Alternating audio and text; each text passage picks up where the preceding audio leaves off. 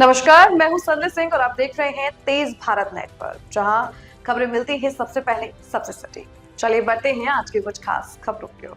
आदर्श बस्ती में आयोजित हिंदू सम्मेलन के अंतर्गत सामाजिक चेतना को जागृत करने वाला प्रभावशाली नाट्य मंचन प्रस्तुत किया गया।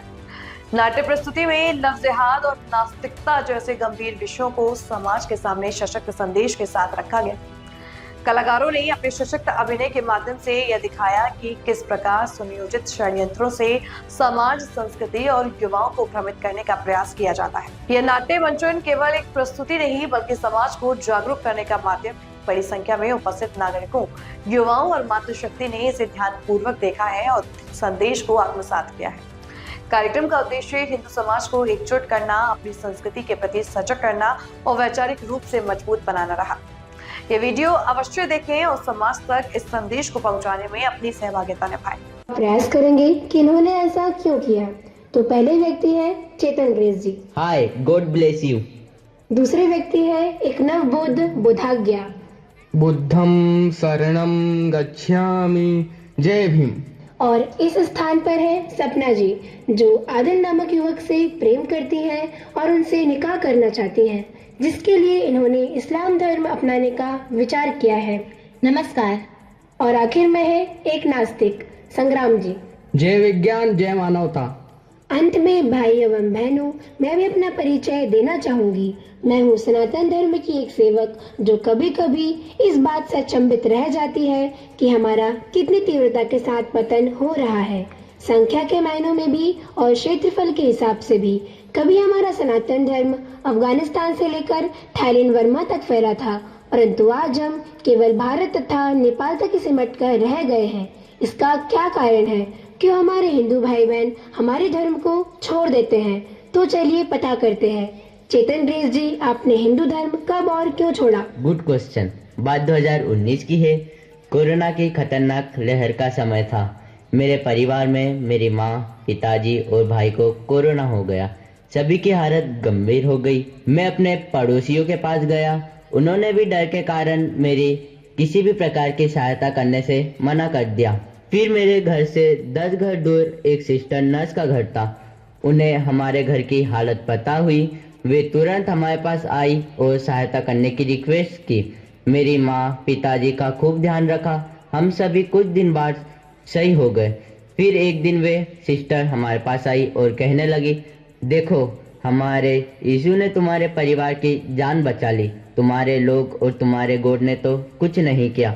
उन सिस्टर की बातों का माँ, पिताजी पर बहुत असर हुआ और उन्होंने ईसाई धर्म अपना लिया। भाई साहब, इतनी छोटी बात के लिए आपने अपना प्यारा सनातन धर्म छोड़ दिया? यह आपके लिए छोटी बात होगी, पर हमारे लिए जीवन और मरण का विषय था।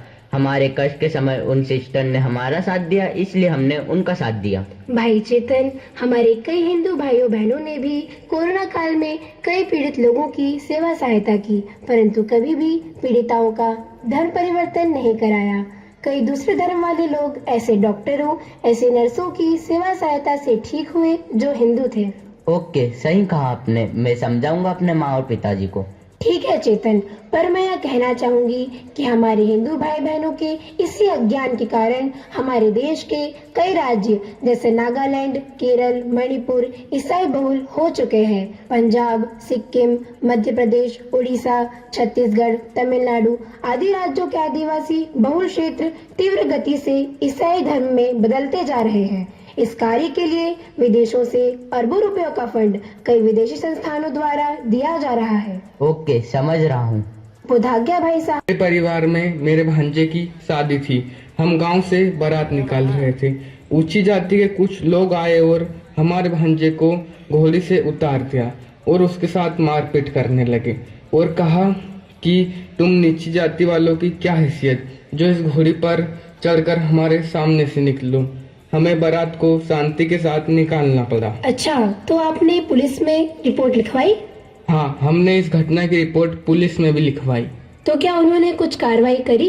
अभी तक तो कोई कार्रवाई नहीं हुई। हमारे परिवार वाले ने इसलिए उस गांव को छोड़ दिया और ऐसे धर्म को अपना लिया जो जाति प्रथा को नहीं मानता, कट्टरता का संदेश नहीं देता, मानवता और शांति का संदेश देता है। तो देखा भाइयों बहनों, ये भाई सही कह रहे हैं। जिस घटना का इन्होंने उल्लेख किया है वह पेपर में भी आई है। यदि विश्वास ना हो तो नेट पर सर्च करके देख लेना। मुझे शर्म आती है ऐसे भाइयों और बहनों पर जो अभी भी इस जाति प्रथा नामक कलंक को बढ़ा रहे हैं। मैं सच कहती हूँ भाइयों एवं बहनों, जितनी हानि हमारे हिंदू धर्म को दूसरे धर्म के मानने वालों ने नहीं पहुंचाई, उससे अधिक इस अकेले कलंक ने पहुंचाई है। हमारा उद्देश्य इन रूढ़ियों को छोड़ना ही है। तो धाग्या जी, यह थी आज की मुख्य खबर तेज भारत नेटवर्क के साथ। अगर आपको वीडियो पसंद आई हो तो इसे लाइक करें, कमेंट करें, शेयर करें। धन्यवाद।